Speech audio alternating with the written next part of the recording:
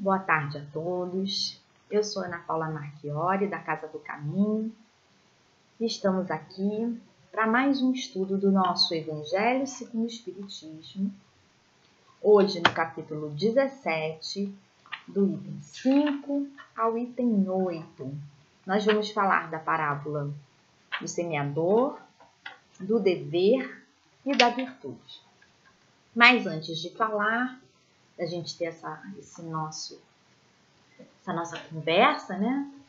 Esse nosso estudo, a gente vai fazer uma prece. Então, eu vou pedir a todos para se ligar a Deus, a Jesus,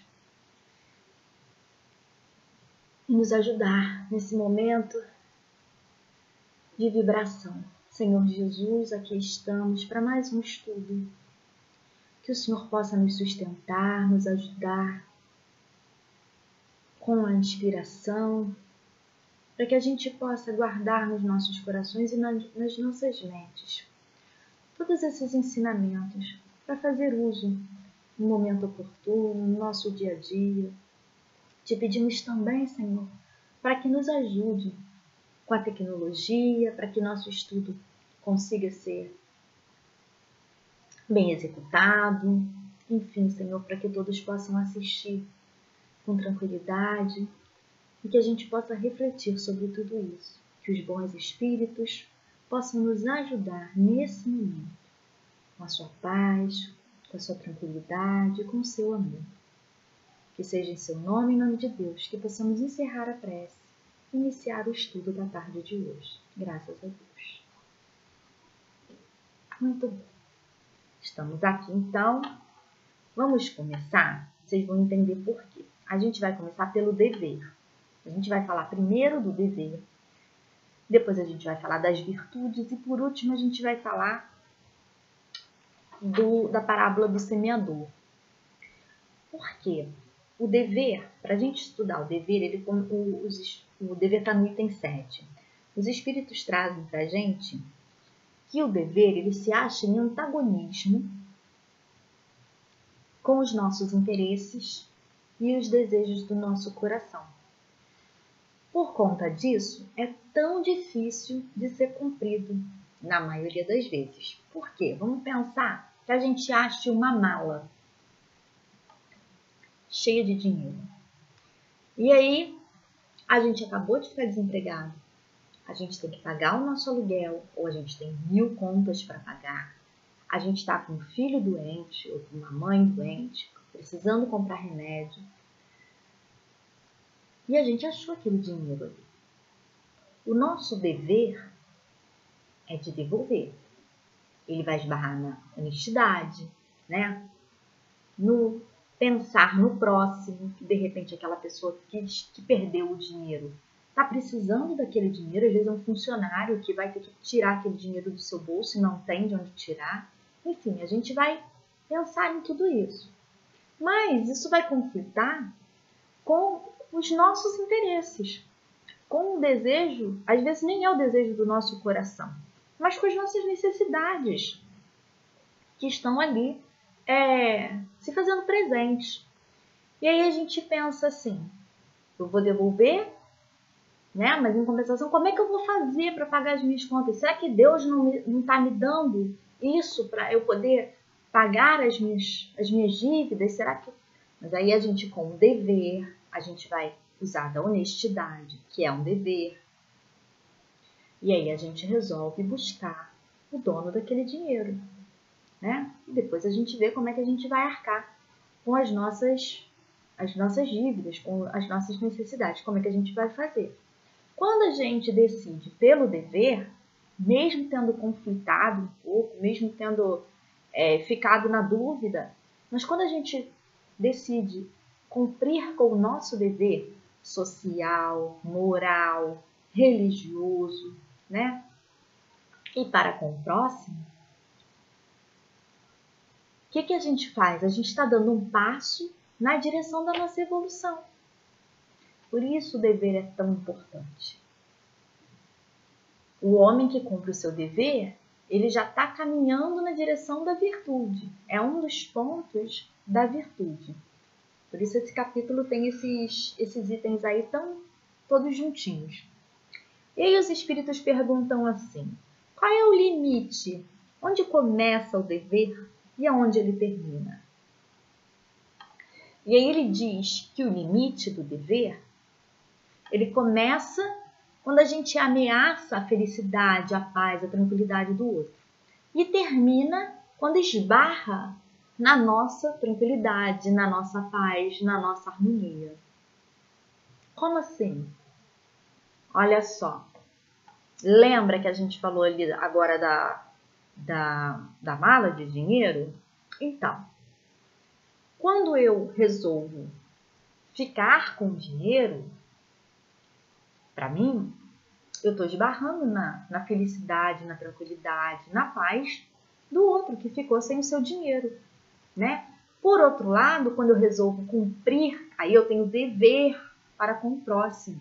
Quando eu penso no meu próximo, eu penso, meu Deus, será que essa pessoa não esqueceu? Eu tenho um caso da minha avó. A minha avó, ela era uma pessoa muito complicadinha com dinheiro. Mas ela era uma pessoa assim, tinha umas qualidades muito legais. Ela tinha o hábito de ir a Madureira sempre, comprava as coisas lá em Madureira e revendia. E aí um dia ela foi a Madureira, estava na porta de uma loja, ela achou uma carteira. Naquela época não tinha celular, não tinha nada. Ela achou uma carteira cheia de dinheiro.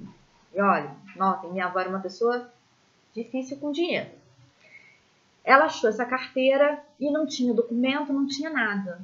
Mas ela ficou muito nervosa, talvez porque como ela era muito assim com dinheiro, né, e ela lidava muito com dinheiro, ela começou a se colocar no lugar da pessoa. E ela ficou indo à Madureira, e ela procurava nas lojas, ela perguntava, ela ficou muito tempo, mais de um ano, indo, voltando e com a carteira lá.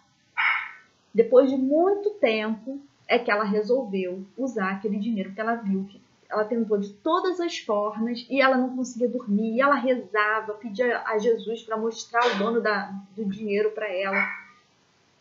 E acabou que ela não conseguiu e acabou ficando com dinheiro. Mas o que é isso? É o dever. O dever, você pensa no outro. Você pensa, poxa, se fosse comigo, como é que eu gostaria que agissem? Eu gostaria que devolvessem, porque esse dinheiro ia me fazer falta. Então está esbarrando ali na felicidade, na tranquilidade, no amor ao próximo. Então, ali é o limite do dever. A mesma coisa para com a gente, né? Até quando a gente vê uma pessoa sendo maltratada, um velhinho, uma criança, a gente tem o dever de intervir. Por quê? Porque o outro é o nosso próximo. E aí a gente tem que ir lá, falar, que às vezes a pessoa está fora de si, né? Ou está bêbado, enfim. Mas a gente tem o dever de se colocar ali, de não se omitir. Aí ele traz uma outra coisa muito interessante também, a questão da igualdade em face da dor. Para que todo mundo passa pela dor de forma igual? Por quê? Para que todos nós tenhamos a mesma experiência, uma experiência comum, e que a gente não use da desculpa de não saber, de ignorar, para poder praticar o mal. Então, todo mundo já teve uma dor de cabeça uma vez na vida. Todo mundo sabe que há uma dor de cabeça. Você sabe que você não consegue pensar direito, você não consegue trabalhar direito, né? Aquilo te incomoda, aquilo te deixa mal. Tem gente que passa mal de vomitar, vai até parar no hospital com dor de cabeça. Por quê? Para que isso? Para que todo mundo tenha empatia, todo mundo conheça aquela dor e consiga se colocar no lugar do outro.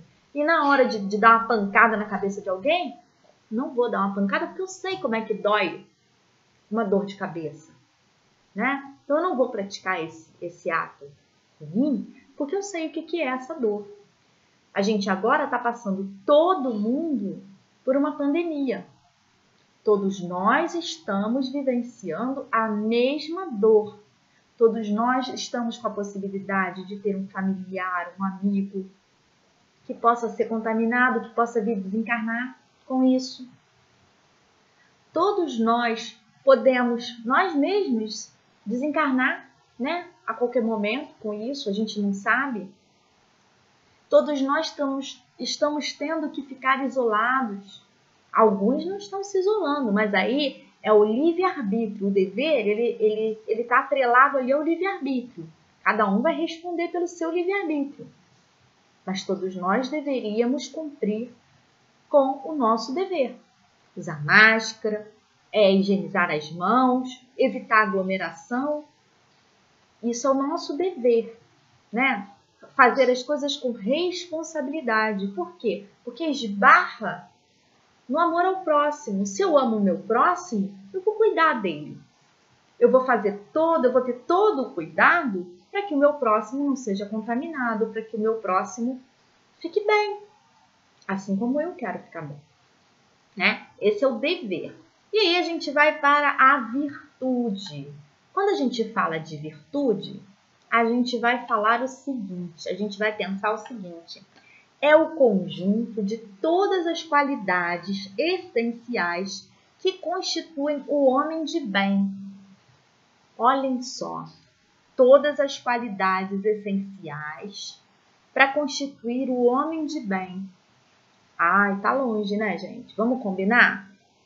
Vamos combinar que é difícil, porque todas as qualidades a gente tem uma ou outra, né? E aí a gente tem aqui, ele vai falar assim: não é virtuoso aquele que faz ostentação da sua virtude, pois que lhe falta a qualidade principal, a modéstia. E tem o vício que mais se lhe opõe, o orgulho. A virtude verdadeiramente digna desse nome não gosta de estadiar-se. Adivinha-na. Ela, porém, se oculta na obscuridade e foge à admiração das massas. Olha que interessante. A gente lembra aqui daquela passagem de a gente dar com uma mão e mostrar com a outra, que uma mão não saiba o que a outra está fazendo, né? Não saiba a vossa mão direita o que dá a mão esquerda. Por quê? Se eu dou com uma mão e eu ostento com a outra, na verdade, o que eu estou fazendo? Eu estou me afastando dessa virtude porque eu estou deixando falar mais alto o meu orgulho, que me afasta de ser um homem virtuoso, uma mulher virtuosa, uma pessoa, um ser humano virtuoso, né? Ele me afasta. Então, a gente tem que pensar o seguinte: a virtude, ela como um conceito público, não como uma experiência pessoal, ela, aos nossos olhos, ela é medida pelo outro. Ela vem pelo reconhecimento alheio, da mesma forma como o sucesso. E com isso as pessoas falam das suas virtudes para receber esse reconhecimento, né? Você acaba falando: ah, porque eu sou bom, ah, porque eu sou muito honesto. Nossa, como eu sou honesto. Nossa, honestidade é dever, lembra?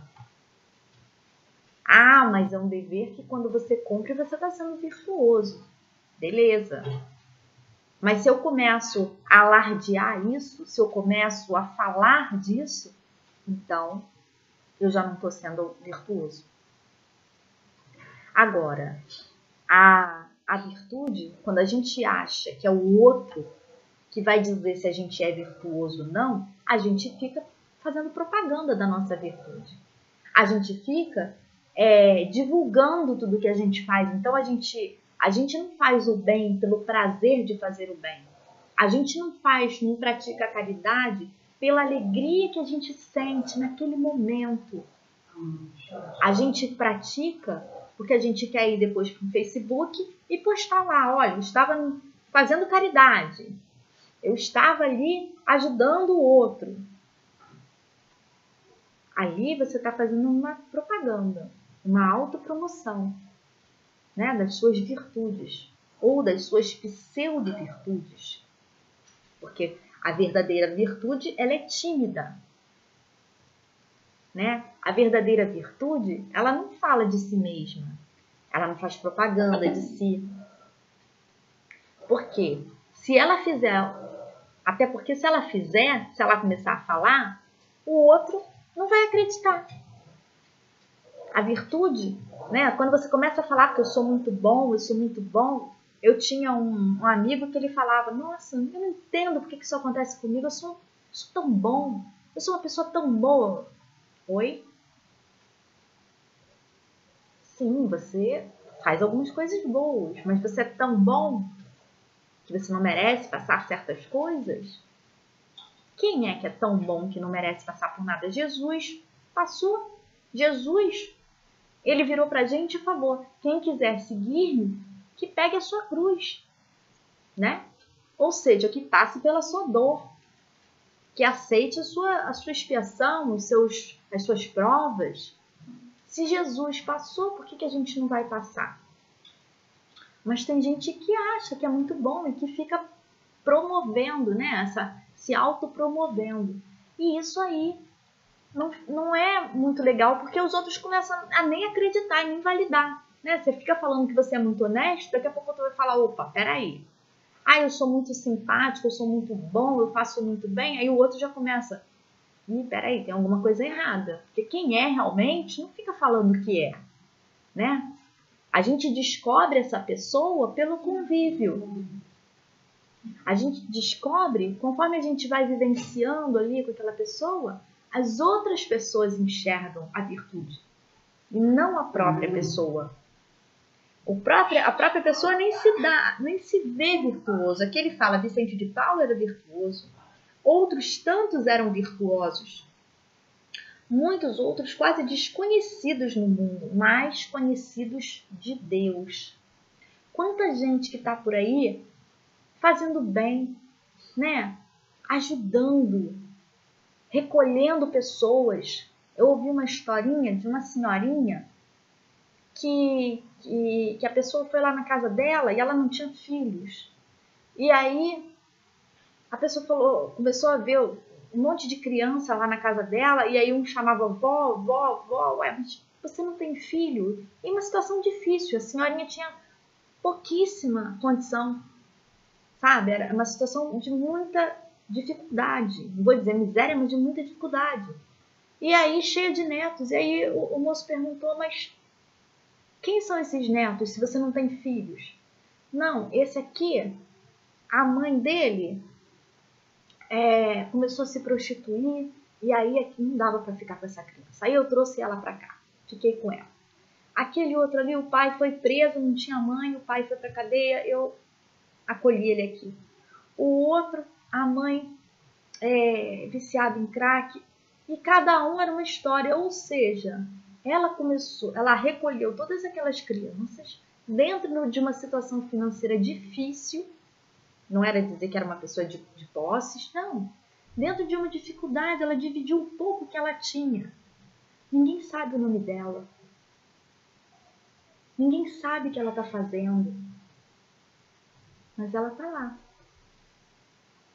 Ninguém está ali, ela não está no Facebook postando que ela pegou uma criança, que ela acolheu a outra.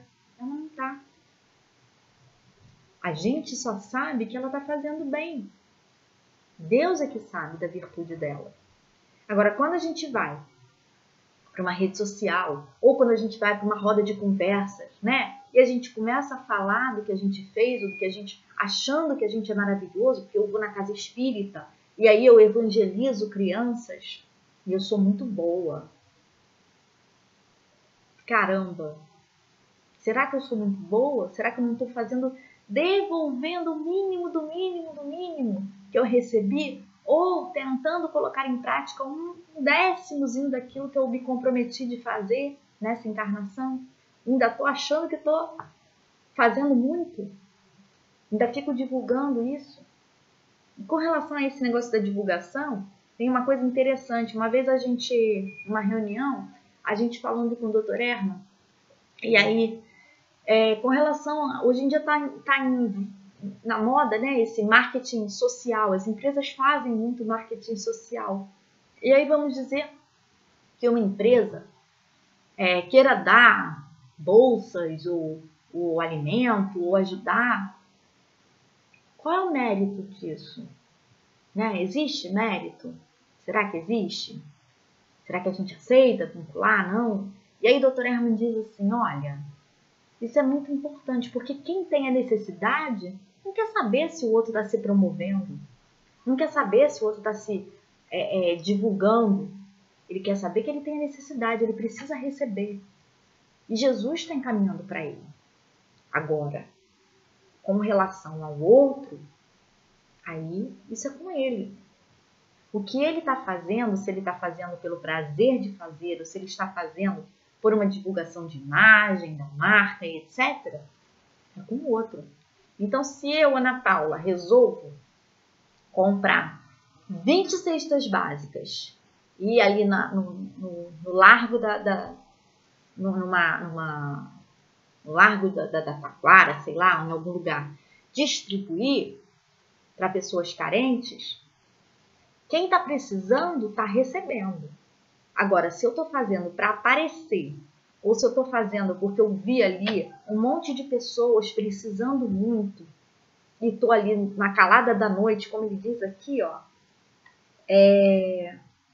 na obscuridade, oculta na obscuridade, se eu estou ali na encolha, né, oferecendo aquelas cestas básicas, ou se eu estou com uma câmera divulgando, olha como eu sou boa, aí isso aí é que vai dizer se eu estou sendo virtuosa, se eu estou fazendo o bem pelo prazer de fazer o bem, ou se eu estou fazendo o bem para aparecer para os outros. Ou se eu acabo de fazer e chego lá na casa do caminho e falo, gente, vocês não sabem o que eu fiz. Porque olha, no final de semana eu distribuí não sei quantas cestas básicas.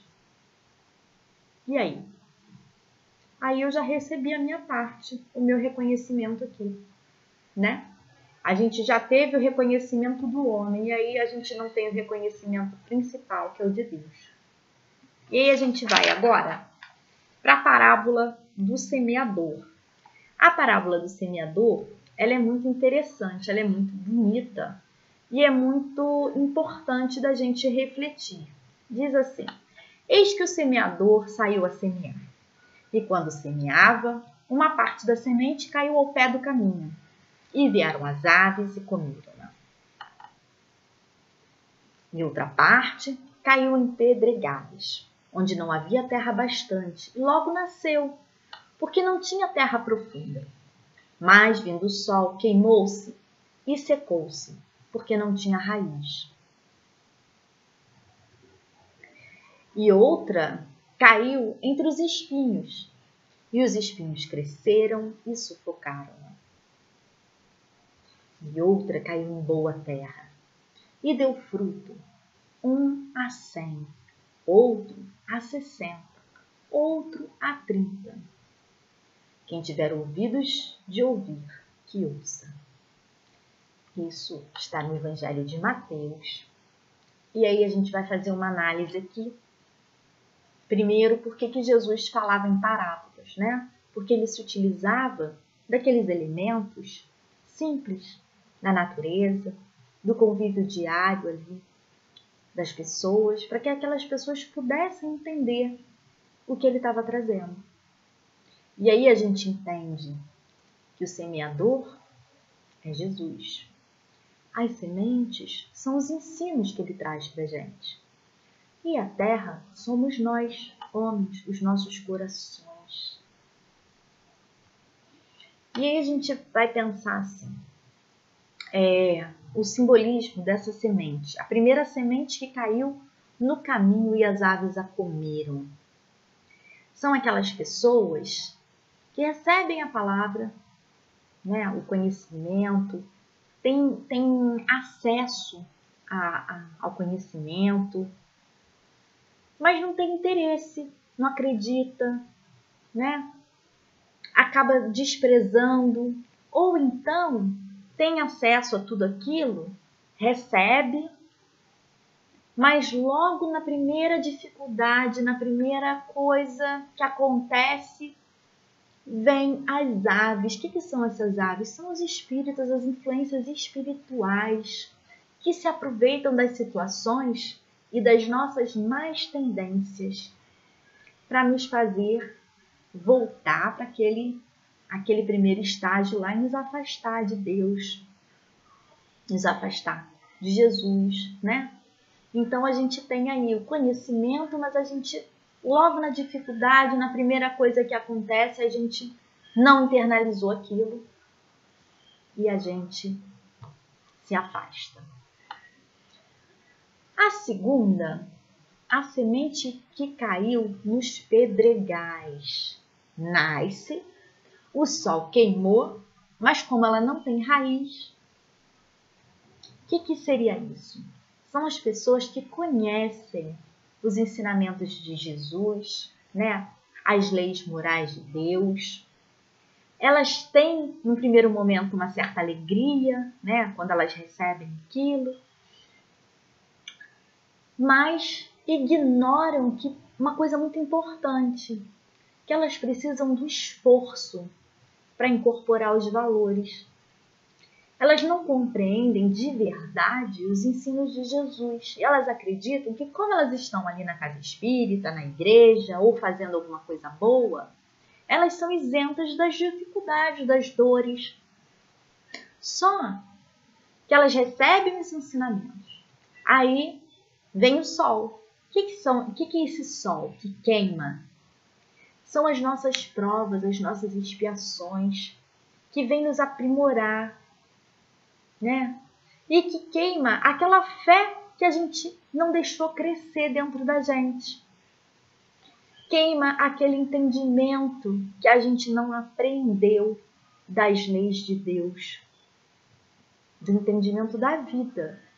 Aí, nesse momento, a gente se sente injustiçado, a gente se sente descrente e a gente volta para aquele primeiro momento. Da mesma forma que a gente foi, se empolgou, fez as coisas, a gente desmotiva porque a gente não entendeu. A gente acha que a gente é muito bom, né? Que a gente é muito, nossa, se eu estou fazendo, então eu não posso passar por nada.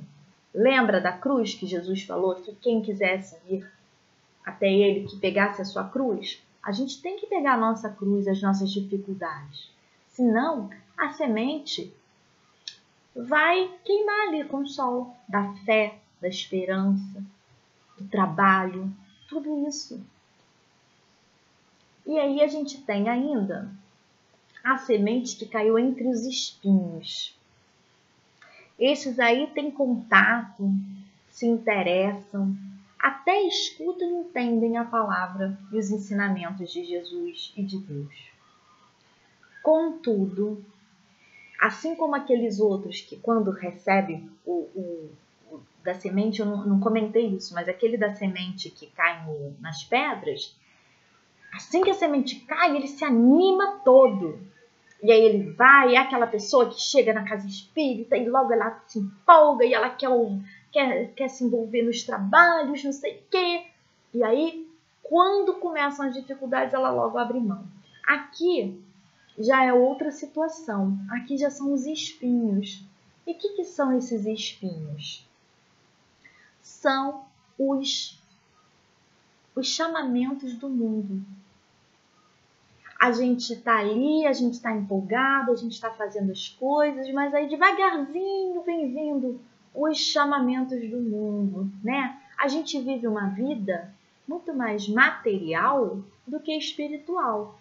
Se a gente for parar para pensar, naquela palestra, eu tive a oportunidade, enquanto eu estava gravando a palestra da Alba sobre a oração do Pai Nosso, e ali tem um momento que ele diz assim, que a gente deveria estar em comunhão com Deus, orar, da mesma forma que a gente respira, ou seja, o tempo todo. Mas a gente não faz isso, né? A gente vive a vida terrena, esquecendo que nós somos espíritos. A gente vive a vida como se ela fosse infinita, eterna. É eterna, mas é espiritual. A vida do mundo, a material, ela é finita. E a gente esquece disso e a gente acaba se voltando muito mais para ela do que para a vida espiritual. E aí, quando esses chamamentos do mundo chegam, e eles chegam o tempo todo, a gente vai abrindo mão. São viagens, é o trabalho. Ah, mas eu preciso trabalhar. Sim, a gente precisa trabalhar. Mas a gente também é espírito, a gente também precisa se alimentar da vida espiritual, dos valores espirituais, da presença dos amigos espirituais de Deus, de Jesus. E aí, o que seriam esses espinhos? São essas preocupações excessivas com o lado material, com os elogios, aí vem a vaidade, né? O orgulho. Olha lá, tudo não tem a ver com as virtudes. Por isso que eu deixei para falar da parábola do semeador por fim. Os cargos, os valores humanos que envaidecem a gente. E aí a gente gosta de alardear tudo aquilo, né? A gente gosta de ser reconhecido. E nesse reconhecimento, nesse mundo material, a gente acaba se afastando. A gente acaba se perdendo. Quando a gente vê, a gente está parando de ir à casa espírita. Por quê? Não, porque eu preciso trabalhar, porque hoje eu preciso trabalhar, porque, né? Ou porque eu preciso viajar, porque eu preciso sair, porque eu preciso ir num casamento, porque eu preciso... Quando a gente vê, a gente está deixando de ter tudo isso, esse vínculo. Então, esses espinhos são esse chamamento do mundo espiritual, do mundo material aí. São essas situações aí que vão afastando a gente. Eles sufocam a nossa tentativa de fazer o bem, de nos melhorar, de nos aprimorarmos e nos afastam do conhecimento espiritual. Então, isso é muito complicado. E aí a gente tem a semente que caiu na terra boa e deu bom fruto. Um a 100, outro a 60 e outro a 30. Aqui a gente compreende, quando a gente está aqui, a gente já é o virtuoso, a gente já está ali começando a permitir que o bem germine em nós, né? A gente já entende que a matéria não é tudo, a gente já busca os ensinamentos espirituais e colocar em prática tudo isso, a gente já busca respostas e consolo para as nossas dores no mundo espiritual. A gente já começa a praticar a caridade pela caridade e não porque a gente quer mostrar para ninguém. E a gente já começa a dar frutos. Sendo que uns dão mais do que outros, né? A gente já começa a produzir entendimento, paz, produzir bondade, produzir caridade. Uns vão produzir mais, outros menos, né? Uns vão ter lá, uns vão ser um Vicente de Paulo, outros de Paula, outros vão ser uma Ana Paula, que vai produzir pouquinho. Se eu chegasse a 30, estaria feliz, mas não. Mas a gente produz alguma coisa. Cada homem saberá quanto deve dar de acordo com a sua consciência e de acordo com aquilo que conseguiu aprender, né? Lembramos que no dever a gente tem o livre-arbítrio aqui também. A gente vai ter o nosso livre-arbítrio e a gente vai ter a nossa capacidade de compreensão. E aí a gente vai para uma outra questão. Ele diz ainda, quem tem ouvidos de ouvir, que ouça. Se a gente tiver já condição, que a gente entenda, que a gente faça, né? Será que a gente já tem condição? Será que a gente já está conseguindo ouvir direito? Será que a gente está ouvindo as coisas certas, dando atenção para as coisas certas? Isso a gente tem que pensar. E aí, antes de falar da aplicação nas diferentes categorias espíritas, que tem aqui, esse estudo é bem legal, tem uma outra questão, né? Cada um de nós vai ser um terreno desse. Cada um de nós, um vai ser o que está o caminho, né? Com as aves. Outro vai ser o caminho com pedras. Outro vai ser o terreno com espinhos. E outro vai ser a terra fértil. Cada um de nós vai ser, dentro da humanidade, vai ser um tipo de terreno desse. Mas mais importante ainda, se a gente parar para pensar, a gente flutua entre esses terrenos. Cada momento da nossa vida, a gente é um pouco um terreno desse. Às vezes a gente vai para a casa espírita, a gente vai para um encontro, né?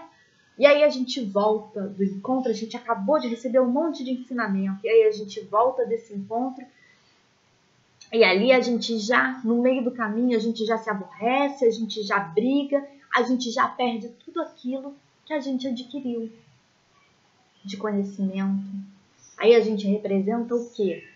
Aquele primeiro terreno lá, que recebeu a informação, né? mas que no primeiro já perde tudo. Às vezes a gente vai estar, quando a gente é testado, né, quando a gente é perseguido, ali o Evangelho traz que quando a gente, no segundo do terreno do sol, a gente começa ali a perder também aquilo que a gente adquiriu, a gente começa a perder aquilo que a gente acabou achando que a gente tinha, mas pelas dificuldades, pela descrença do outro, porque a gente está sendo testado, porque ali ele fala da perseguição, eu não trouxe para vocês, mas ele fala que existe uma perseguição e que quando a gente se sente perseguido, logo a gente abandona o que a gente estava querendo fazer. E existe uma perseguição espiritual, né? Jesus traz que a árvore que dá frutos, ela é apedrejada. Então, quando a gente começa a trabalhar no bem, rapidamente aparecem as dificuldades, aparecem os perseguidores espirituais, os antagonistas do bem, que vão vir para nos atrapalhar, para nos testar na nossa fé, na nossa perseverança. E aí, muitas vezes, a gente começa, eu estou ali animado, aí começa a perseguição, é um irmão lá, é um companheiro de trabalho que começa a ficar difícil, que começa a ser difícil o convívio com ele, aí a gente já, é muito difícil, não, eu acho que eu não vou mais não, eu acho que eu não vou. E aí a gente desiste, né?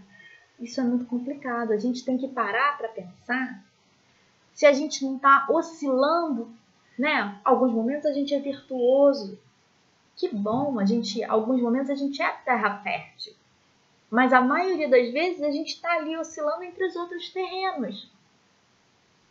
Por quê? Porque a gente ainda se permite, a gente ainda tem essa tendência, né? A gente ainda é levado pelo mundo, a gente está ali doido para ir à casa do caminho. Mas aí chamam a gente para um evento, eu acho que hoje eu vou viajar, a gente não está ali se perdendo por causa. Hoje a gente está até valorizando, o pessoal está ali, Marilena estava falando todo dia. Agora o povo está sentindo falta da casa do caminho, mas outras vezes faltava por qualquer coisa.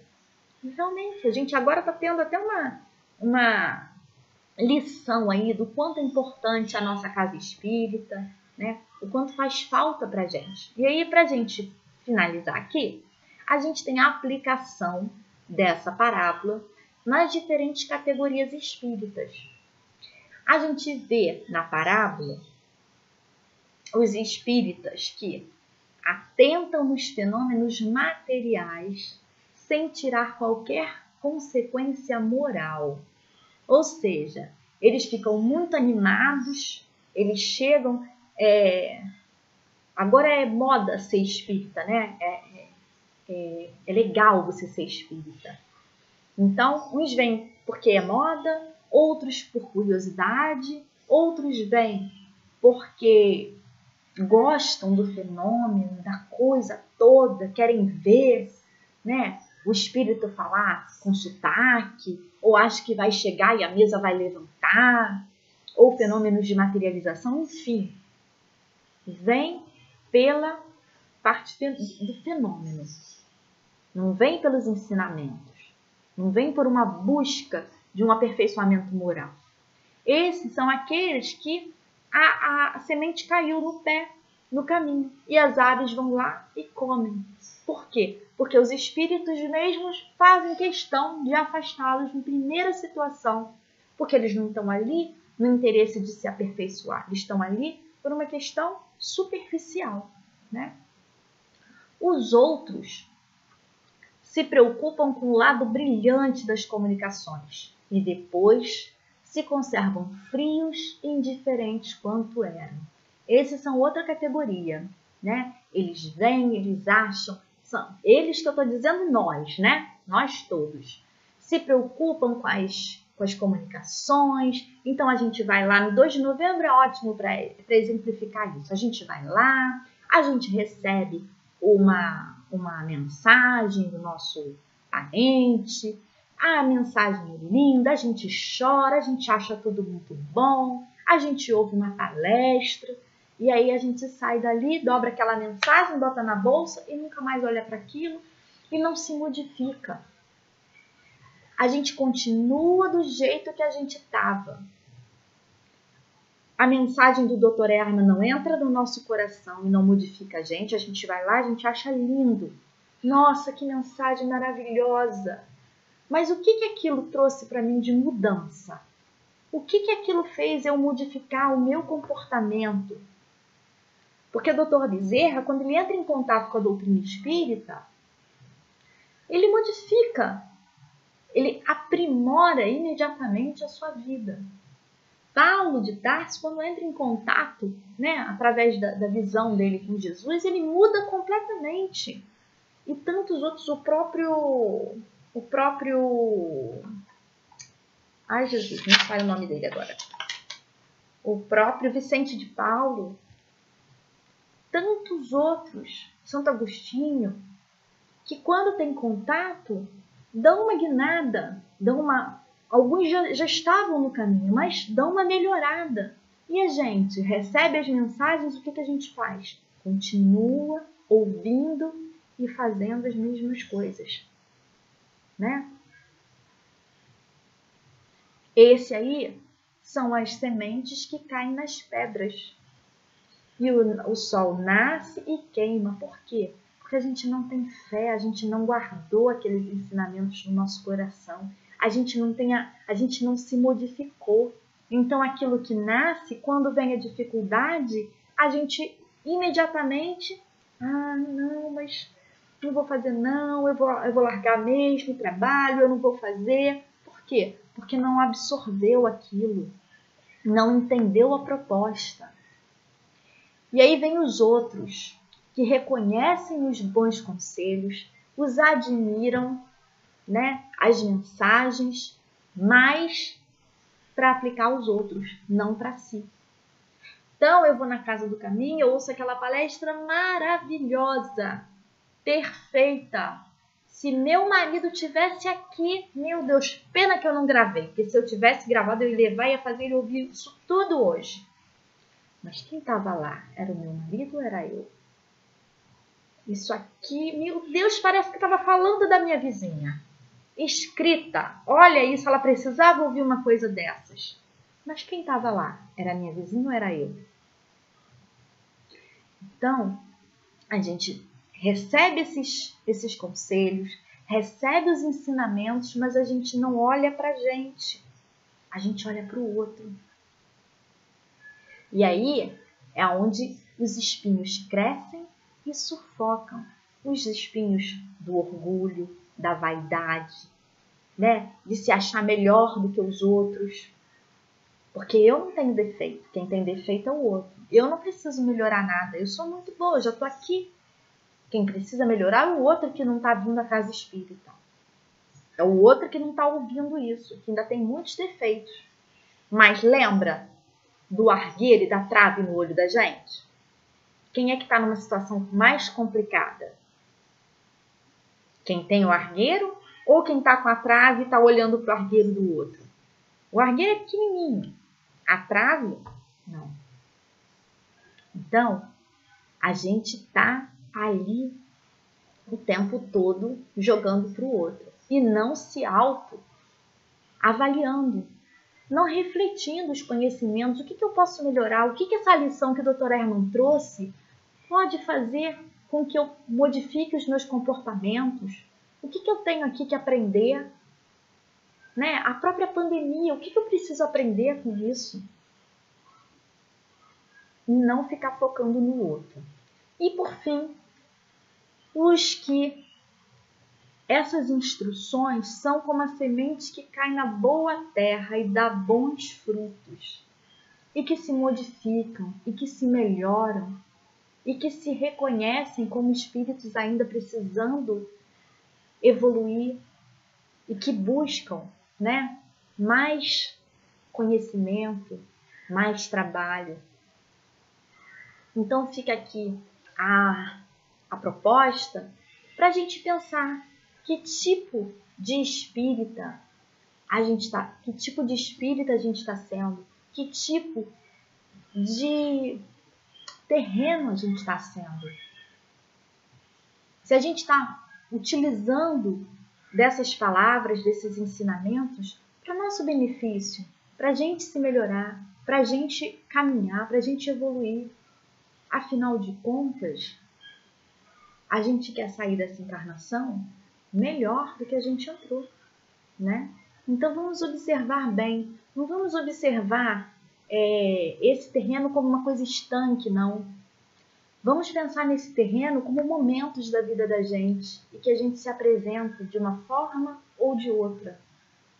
Que a gente se apresenta e que a gente tem comportamentos compatíveis com um ou outro terreno. E quando a gente vamos pensar bastante, começar a nos avaliar mais, para quando a gente estiver se comportando de acordo com um terreno mais complicado, a gente parar, opa, não é isso que eu quero para mim.